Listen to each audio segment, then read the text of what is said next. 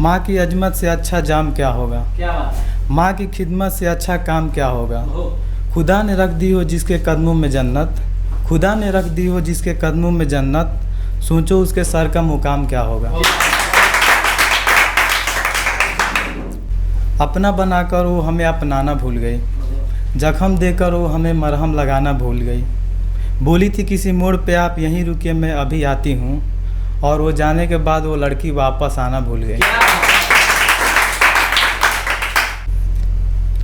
दिलों में रहने वाले ही दिल पर सितम ढहाते हैं, दिलों में रहने वाले ही दिल पर सितम ढहाते हैं। और ये मोहब्बत भी बड़ी कुत्ती चीज़ है साहब, क्योंकि जिन्हें हम चाहते हैं वो आजकल किसी और को चाहते हैं।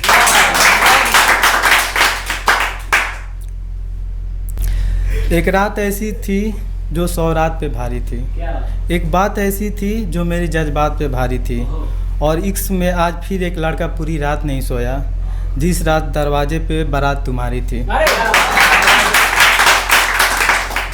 अपना बनाकर वो हमें अपनाना भूल गई, जख्म देकर वो हमें मरहम लगाना भूल गई। बोली थी किसी मोड़ पे आप यहीं रुकिए मैं अभी आती हूँ, बोली थी किसी मोड़ पे आप यहीं रुकिए मैं अभी आती हूँ, और जाने के बाद वो लड़की वापस आना भूल गई।